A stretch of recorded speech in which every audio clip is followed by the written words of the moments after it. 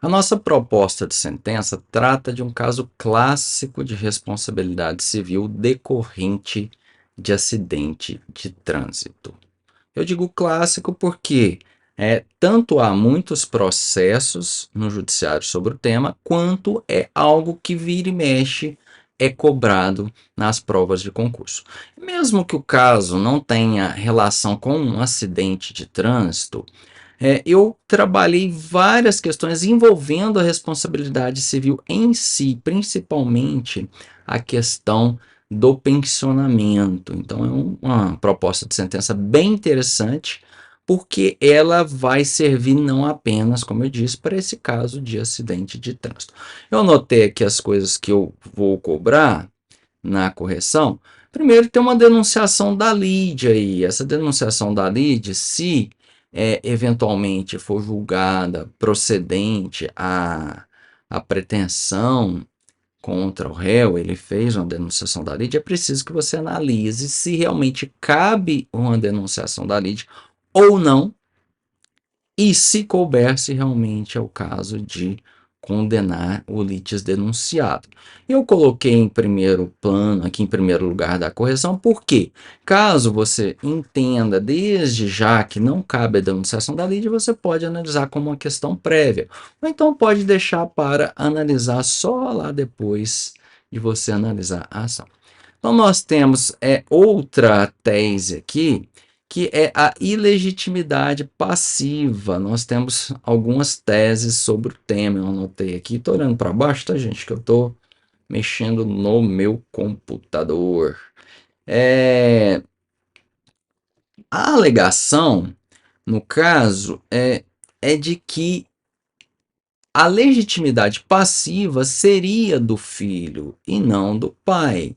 Então é preciso que vocês analisem com muito cuidado tudo que envolve essa questão da legitimidade passiva, todos os argumentos que o réu aí utiliza para que a fundamentação fique correta. Eu já adianto, aqui não é nem spoiler, porque é algo muito óbvio. Se você tem um réu e ele alega ilegitimidade passiva para toda a lide, você não vai acolher essa preliminar em um concurso. Por quê? Porque senão a sua sentença vai acabar na primeira preliminar. Então é evidente nesse caso aqui que você vai rejeitar essa preliminar de ilegitimidade passiva. É preciso apenas saber como, com quais argumentos você vai fazer isso. Muito cuidado com a utilização genérica da teoria da asserção, sem aplicar o caso concreto, entendeu? Então, presta atenção nos detalhes. Vamos seguir em frente aqui.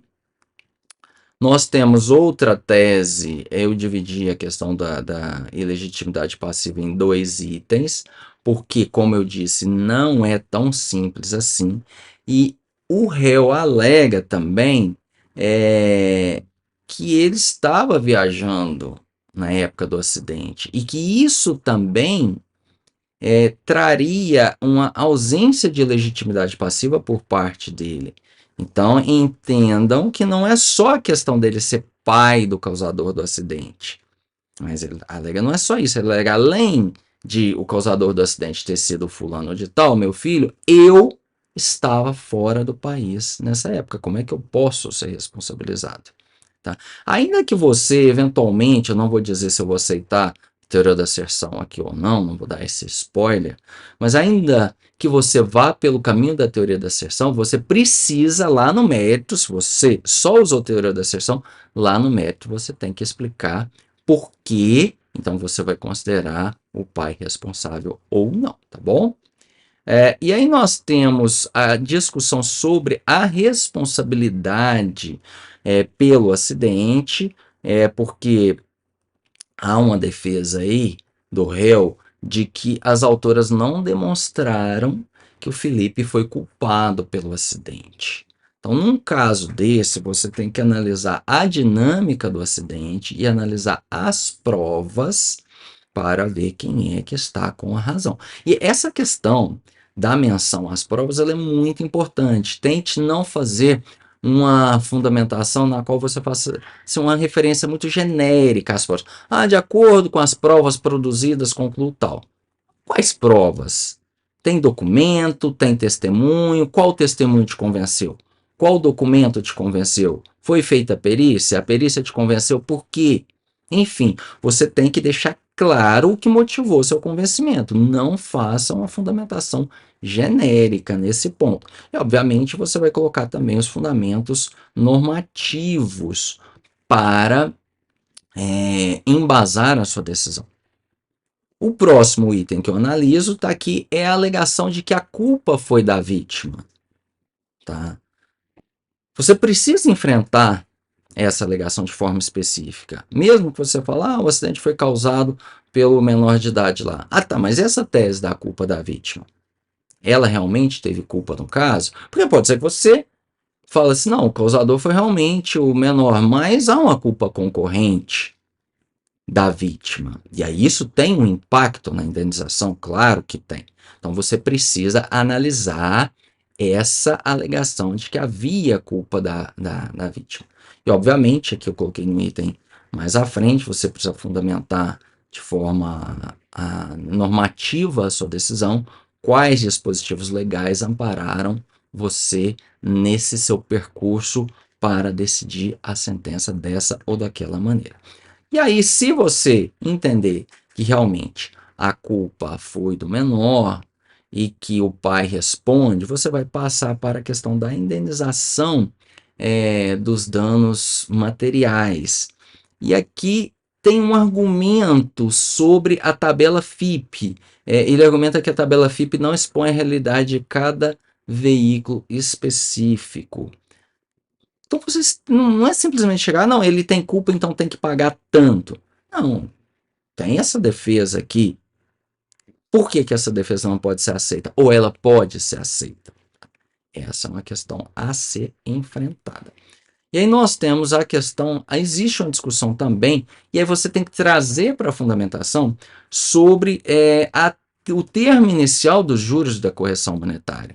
Quando você não tem discussão entre as partes sobre termo inicial de juros de correção monetária, e quando você não vai julgar de forma contrária ao que foi pedido por uma das partes, você pode deixar isso direto lá para a parte dispositiva.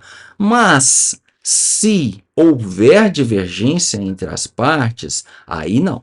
Aí você tem que trazer para a fundamentação e decidir aquilo primeiro, tá bom? Tem outro item importante da sentença, que é a questão da indenização por danos morais. Ocorreu o dano moral indenizável? Se ocorreu, por quê? Quais são as provas que indicam que houve dano moral indenizável? Indique as provas, se houver necessidade. Se o dano moral é presumido, diga por que ele é presumido. Ou seja, diga simplesmente, ocorreram danos morais, por isso cabe a indenização. Fundamente a sua decisão e olhe bem qual foi a tese defensiva para enfrentá-la. E aí tem um argumento adicional. No nosso caso, o réu disse que o Brasil não adota a doutrina americana do punitive damage ou dos exemplary damages. Não sei se está a pronúncia perfeita aqui, mas, enfim. Vocês vão ter que enfrentar também essa tese, tá? Aí no enunciado fica relativamente claro o que são tais teses, ou tais questões importadas do direito americano, e você vai dizer se aplica ou não aplica, tá bom? Seguindo em frente, se você passou por tudo isso, você vai quantificar a indenização por danos morais. Diga por que, no caso concreto, há elementos que te levam a decidir por aquele valor X e não pelo valor Y. Isso precisa de fundamentação também. E aí nós passamos, então, à discussão dos juros e da correção monetária na indenização por danos morais, se você chegar a condenar o réu. Porque, como eu disse antes, se há divergência entre as partes, você vai decidir de forma contrária ao que uma das partes quer em relação aos juros e correção monetária, resolva a questão primeiro na fundamentação. Nós temos aí, então, agora passando para a pensão por morte, a tese do bis in idem, uma tese muito batidinha, mas diga por que você aplica ou não aplica essa tese defensiva. tá? Não faça referência genérica à jurisprudência, mas diga quais são os fundamentos utilizados pela jurisprudência.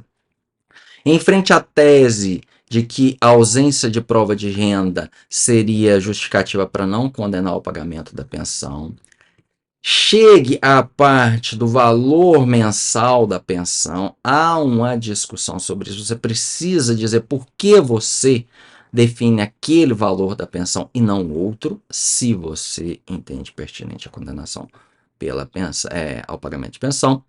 Tem a discussão sobre a duração da pensão para a esposa, a duração da pensão para a filha, e olha, não faça referência genérica à jurisprudência.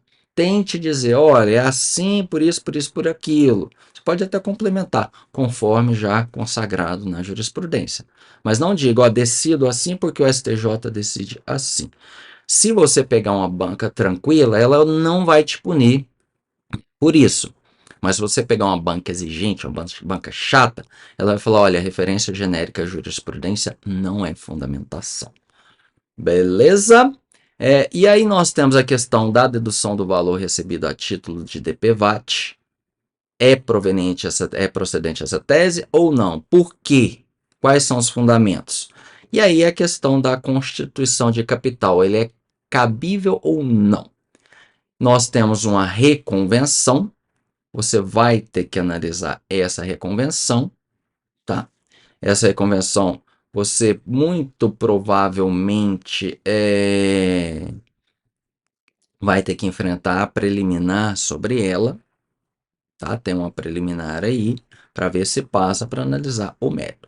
E aí então você vem ao restante do caso, que é dispositivo nas duas lides. Se por acaso você não se você indeferiu liminarmente a denunciação da lide, você não precisa falar que julga, por exemplo, a denunciação improcedente, tá? Porque você nem teve lide nesse ponto e nem vai ter também ônus da sucumbência. Veja bem, estou falando da denunciação, não da reconvenção. Sobre a ação e reconvenção, você precisa fazer dispositivo completo, juros de correção monetária onde for cabível, despesas processuais, honorários de sucumbência, enfim, fazer aquela sentença completa. Então é isso. Lembre-se, eu estou sempre à disposição nos nossos canais de comunicação e no Justutor, eles são amplos. Me escreva se tiver qualquer dúvida, que eu vou ter o maior prazer de responder. É isso e boa sentença.